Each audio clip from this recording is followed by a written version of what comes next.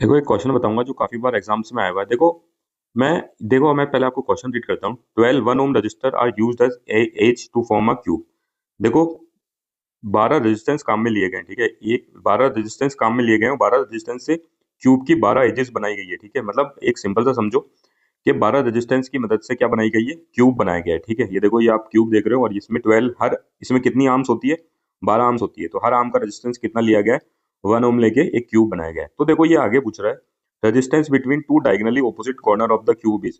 तो ये पूछ रहा है जो दो डायगोनली ऑपोजिट कॉर्नर्स है, जैसे कि मैं आपको बताता हूँ, एक तो ये वाला डायगोनल हो गया और दूसरा इसका ऑपोजिट डायगोनल ये हो गया। तो इन दोनों डायगोनल्स के बीच में ये इक्विवेलेंट रेजिस्टेंस अपन से पूछना चाह रहा है, ठीक है। इतनी सी बात आप समझ लो। फिर देखो मैं आपको एक चीज बताता हूँ, देखो मैं इसको आपको समझा रहा हूँ, ठीक है। तो इसमें टाइम लगता है, मतलब ये जो वीडियो बना मरेगा, तो आप इसको ऐसे घबराओ मत कि भाई इतना टाइम लगेगा कि इसको सॉल्व करने में। देखो मुझे तो आपको हर एक कंसेप्ट समझाना है, इसलिए टाइम लगता है। लेकिन अगर आप एक बार इसको सीख लोगे, ठीक है, तो उसके बाद आप ये तो मतलब सेकंड्स का खेल है कि इसको सॉल्व करना, ठीक है।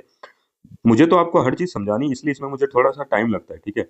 अब देखो ये वाला डायगोनल और ये वाला डायगोनल, इन दोनों ऑपोजिट डायगोनल्स के बीच में अपन को क्या निकालना है, इक्विवेलेंट रेजिस्टेंस निकालना है। तो देखो एक तो हो गया ये वाला डायगोनल, ठीक है, ये ए और ये हो गया अपना बी। इन दोनों के बीच में क्या निकालना है, रेजिस्टेंस निकालना है, ठीक है। तो देखो इन दोनों के बीच में कौन सा पाथ आ रहा है जिसमें अपन को रेजिस्टेंस निकालना है, ठीक है। अगर उस पाथ का रेजिस्टेंस अपन निकाल लें, ठीक है, मतलब फिर से बात को समझो। देखो एक तो ये वाला पॉइंट है, ठीक है, और एक ये वाला पॉइंट है। इन दोनों के बीच का रेजिस्टेंस अगर अपन निकाल लें तो वही तो अपन को रेजिस्टेंस ही है। देखो कहने का मतलब ये है, मैं देखो आपको मार्क करके बताता हूँ।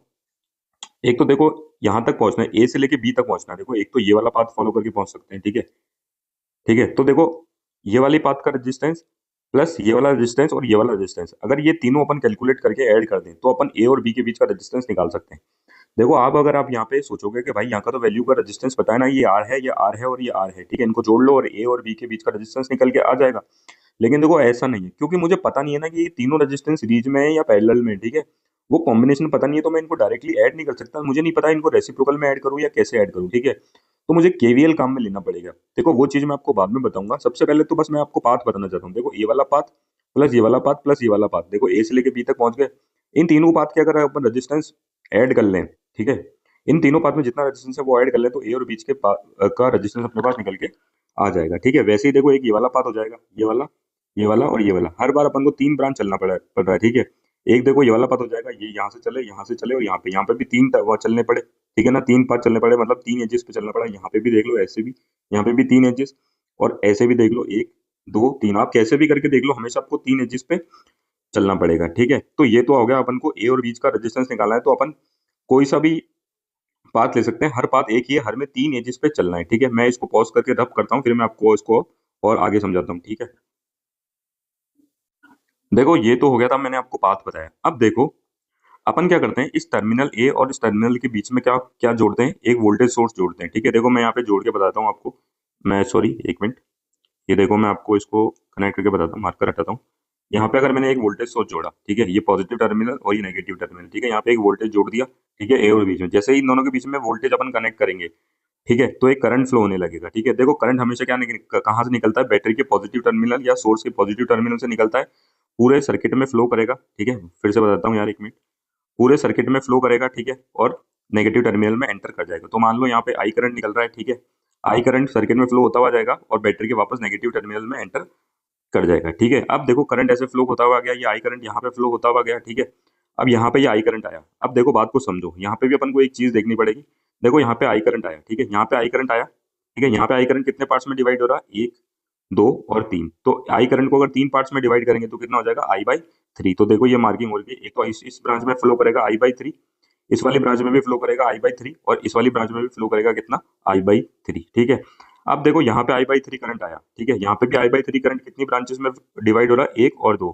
तो देखो आई बाई 3 करंट को अपन 2 ब्रांचेस में डिवाइड करेंगे तो कितना हो जाएगा, आई बाई 6। तो देखो यहाँ पे अब इस वाली ब्रांच में कितना फ्लो करेगा, आई बाई 6, और इस वाली ब्रांच में भी कितना फ्लो करेगा, आई बाई 6। वैसे ही देखो यहाँ पे भी आई बाई 3 करंट था, ठीक है। देखो यहाँ पे दिखा रहा हूँ, आई बाई 3 करंट था, ये यहाँ पे आके 2 पार्ट्स में डिवाइड हुआ, तो इसमें भी कितना आया, आई बाई 6, ठीक है, और इसमें भी कितना आया, आई बाई 6, ठीक है। अब वैसे ही देखो ये आई बाई 3 करंट यहाँ पे था, यहाँ पे आया और 2 पार्ट्स में डिवाइड हुआ, ये भी कितना हुआ, आई बाई 6, ठीक है, और ये भी कितना हो गया, आई बाई 6, ठीक है। अब देखो इतनी ब्रांचेस में करंट आ गया। अब देखो यहाँ पे I/6 करंट आया, ठीक है, और यहाँ से भी I/6 करंट आया, दोनों ऐड होके फिर इसमें फ्लो हो रहे हैं। यहाँ पे I/6 आया और यहाँ पे I/6 आया, दोनों ऐड हुए और यहाँ पे कितना करंट फ्लो होगा, I/3। I/3 प्लस I/3 कितना, I/6 प्लस I/6 कितना हो जाएगा, I/3। वैसे ही यहाँ पे भी कितना फ्लो हो रहा है, I/3, दो ऐड हो गए, यहाँ पे भी कितना फ्लो हो रहा है, I/3। देखो ये वाला I/6 और ये वाला I/6 दोनों ऐड हुए, यहाँ पे कितना हो गया, I/3 फ्लो हो रहा है। ये दोनों ऐड हो रही तो यहाँ पे KCL लगाओ, ठीक है, कितना हो गया, I/3। अब देखो सारी ब्रांचेस में करंट आ गया। अब अपन को क्या लगाना है, KVL लगाना है, ठीक है। देखो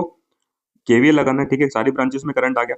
अब देखो जैसे कि मैंने आपको बताया था, तीन ब्रांचेस वाले तीन पाथ फॉलो हो रहे थे, ठीक है, मतलब कोई सा भी पाथ लेंगे ना जिसमें तीन ब्रांचेस आ रही है। अब देखो मैं आपको बताता हूँ, देखो मैं ये वाला पाथ ले लूँ, वापस से बताता हूँ, ये वाला पाथ ले लूँ, ठीक है, ये वाला पाथ ले लूँ, तो देखो इसमें कितने करंट आ रहे हैं, I/3 आ रहा है, I/6 आ रहा है और I/3 आ रहा है। आप कोई सा भी पाथ लो, तीन ब्रांचेस आएगी और करंट की जो वैल्यू आएगी ना, तीनों में यही कॉम्बिनेशन आएगा, I/3, I/6 और I/3 का। देखो मैं आपको बताता हूँ, ये देखो I/3 है, ठीक है, यहाँ पे भी I/6 है और I/3 है, वही ये पाथ फॉलो हो गया, ठीक है। अब यहाँ पे भी क्या हो गया, तीन पाथ फॉलो, तीन एजेस फॉलो हुई और करंट की वैल्यू के जो कॉम्बिनेशन है वो भी क्या होंगे, सेम हो होंगे। ऐसे करके आप सब में देख सकते हो, ठीक है।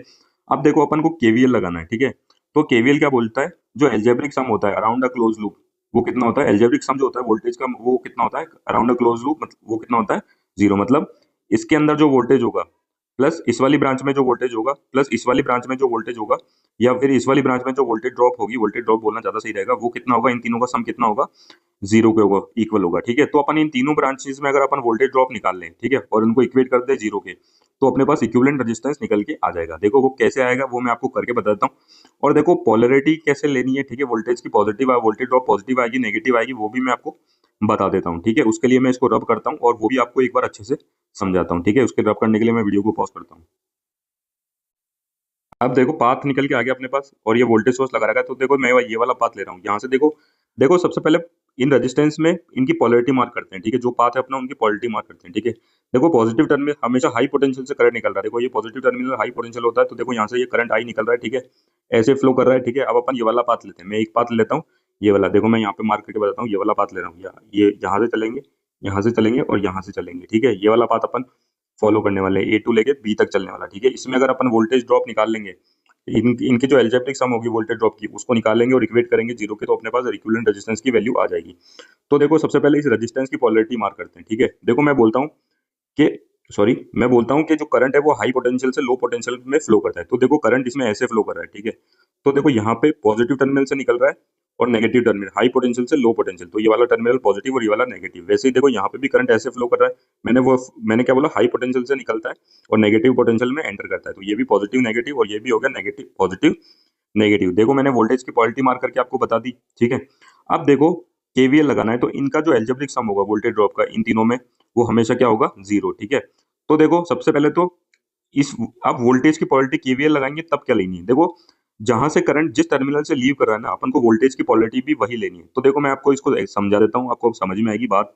देखो यहाँ पे करंट वोल्टेज की पॉजिटिव टर्मिनल से लीव कर रहा है, ठीक है, तो यहाँ पे वोल्टेज की पोलैरिटी कितनी लेनी है, पॉजिटिव, तो इसके अक्रॉस जो वोल्टेज है वो कितना हो गया, पॉजिटिव V, ठीक है। अब देखो करंट ऐसे फ्लो हुआ, ठीक है, ऐसे फ्लो हुआ और यहाँ पे जो वोल्टेज की पोलैरिटी होगी, ठीक है, वो क्या लेनी है अपन को, देखो करंट यहाँ पे कहाँ से लीव कर रहा है, नेगेटिव टर्मिनल से, तो यहाँ पे जो वोल्टेज ड्रॉप है वो क्या लेनी है अपन को, नेगेटिव। तो क्योंकि करंट किससे लीव कर रहा है, नेगेटिव टर्मिनल से, जिस टर्मिनल से करंट लीव कर रहा है ना, वोल्टेज की पोलैरिटी अपन को वही लेनी है। यहाँ पे करंट नेगेटिव टर्मिनल से लीव कर रहा है, तो यहाँ पे वोल्टेज की पोलैरिटी कितनी लेनी है, नेगेटिव। अब देखो यहाँ पे वोल्टेज कितना हो जाएगा, I/3, ठीक है, I/3 करंट है इंटू R, ठीक है, I/3 R, तो यहाँ पे नेगेटिव लेनी है तो माइनस I/3 इंटू आर हो गया, ठीक है। अब देखो यहाँ पे भी करंट कहाँ से लीव कर रहा है, नेगेटिव टर्मिनल से, तो यहाँ पे जो वोल्टेज की पोलैरिटी है वो कितनी लेनी है, नेगेटिव लेनी है। यहाँ पे करंट कितना है, I/6, तो देखो I/6 इंटू रेजिस्टेंस कितना है अपना R, ठीक है। और यहाँ पे भी देखो ये वाला पाथ हो गया, यहाँ पे भी देखो करंट किस टर्मिनल से लीव कर रहा है, नेगेटिव टर्मिनल, तो यहाँ पे भी वोल्टेज की पोलैरिटी कितनी लेनी है, नेगेटिव, तो यहाँ पे भी करंट कितना हो जाएगा, minus I/3 into, sorry voltage कितना, वोल्टेज ड्रॉप कितना होगा, I/3 इंटू आर, और इनका जो एल्जेब्रिक सम है वो किसके इक्वल हो जाएगा, 0 का, ठीक है। इन सारी टर्म्स को, ये 1, ये 2, ये 3, इसको इक्वेशन के उधर ले जाएंगे तो पॉजिटिव हो जाएगी, तो ये बनेगा V इक्वल्स टू कितना बनेगा, I/3 R plus I/6 R plus I/3 R, ठीक है। अब देखो सिंपल सा क्या करना है अपन को, इनका एलसीएम लेना है, इनका एलसीएम कितना आ जाएगा, 6, यहाँ पे 3 है तो 3 2 जा 6, तो ये हो गया 2 इंटू IR प्लस ये हो गया 6 1 जा 6, तो ये हो गया IR प्लस यहाँ पे भी कितना हो जाएगा 2 आई आर, ठीक है। अब देखो इन सबको ऐड करो, 2 3 2 5, तो कितना हो गया ये 5 आई आर अपॉन 6। अब देखो यहाँ पे कितना हो जाएगा, v इक्वल्स टू कितना हो जाएगा 5 आई की वैल्यू नहीं पता, r की वैल्यू 1 है, ठीक है। तो 1 ही रहने दो, r की जगह 1 रख दो तो 5 आई ही रह जाएगा। अब देखो ये i को इधर ले जाओ, v upon I equals to 5/6, ठीक है। और v अपॉन आई अपना क्या है, इक्विवेलेंट रेजिस्टेंस। तो कितना हो गया इक्विवेलेंट रेजिस्टेंस की वैल्यू 5/6 ओम। तो जो डायगोनली ऑपोजिट पॉइंट है, ठीक है, ये जो डायगोनली ऑपोजिट पॉइंट्स है, इन दोनों के बीच में जो रेजिस्टेंस की वैल्यू निकल के आई वो कितनी आई, 5/6 ओम। Thank you. देखो यार दो चीजें बताना भूल गया था। एक तो देखो ये करंट आई है ना, मैंने कहा था यहाँ से करंट कितने पार्ट्स में डिवाइड हो रहा है, 1 2 3, ठीक है। तो देखो मैंने तीनों तीनों को इक्वल, तीन देखो यहाँ से बात को समझना, यहाँ से करंट 3 पार्ट्स में डिवाइड हो रहा है। आई बाई यहाँ पे एक करंट इस वाली ब्रांच में फ्लो करेगा, एक इस वाली ब्रांच में फ्लो करेगा और एक इस वाली ब्रांच में फ्लो करेगा। देखो अब इस ब्रांच में करंट यहाँ पे 3 पार्ट्स में तो डिवाइड हो रहा है, लेकिन मैं ये ऐसे कैसे बोल सकता हूँ कि तीनों जो पार्ट हैं वो इक्वल होंगे। देखो हर ब्रांच में जो रेजिस्टेंस है ना वो आर है, मतलब तीनों ब्रांच में जो रेजिस्टेंस है वो कितना है, आर है, ठीक है। तीनों ब्रांच का रेजिस्टेंस इक्वल है, ठीक है। इसलिए मैं बोल सकता हूँ यहाँ से जो करंट ये आई डिवाइड होगा वो इक्वली डिवाइड होगा तीनों ब्रांचेस में, ठीक है। तो इस वजह से मैंने क्या बोला, आई करंट को 3 ब्रांचेस में डिवाइड किया है, तीनों का जो रेजिस्टेंस है वो इक्वल है, इसलिए I/3, ठीक है। वैसे ही I/6 में भी इसलिए डिवाइड होगा, मतलब इक्वल पार्ट्स में करंट यहाँ पे I/3 करंट दो इक्वल पार्ट्स में इसलिए डिवाइड होगा क्योंकि दोनों पाथ है, ठीक है, इनका रेजिस्टेंस क्या है, सेम है, ठीक है। एक बात तो ये वाली बतानी थी। दूसरी बात ये बतानी थी, देखो यहाँ पे ये जो यहाँ पे बताता हूँ, देखो यार आपको मैं बताता हूँ आपको, यहाँ पे देखो ये I/6 करंट यहाँ पे आया, ऐसे फ्लो होता हुआ I/6, ठीक है। I/6 करंट ऐसे फ्लो आया, तो ये जुड़ के I/3 कैसे बना, ठीक है। तो देखो ये KCL लगाया मैंने यहाँ पे, ठीक है। ये I/6 है, ठीक है, ये I/6 है प्लस ये I/3 कैसे आया, ठीक है। तो देखो हमेशा क्या होता है, करंट एंटरिंग के नोड, KCL लगाए, करंट एंटरिंग के node equals to current leaving a node. तो करंट जो लीव कर रहा है इस नोड में करंट निकालना है, तो इसको मैं आई मानता हूँ, ठीक है। Current leaving a node equals to current entering का नोड। तो करंट एंटर कौन कौन से करे, I/6 plus I/6, I/6 plus I/6। तो ये देखो ये एलसीएम लेंगे, 2I/6 इक्वल्स टू आई, तो ये हो गया I/3। तो ये ऐसे करंट निकल गया है, ठीक है। अब इस वाली बात को भी आप ध्यान में रखना। Thank you.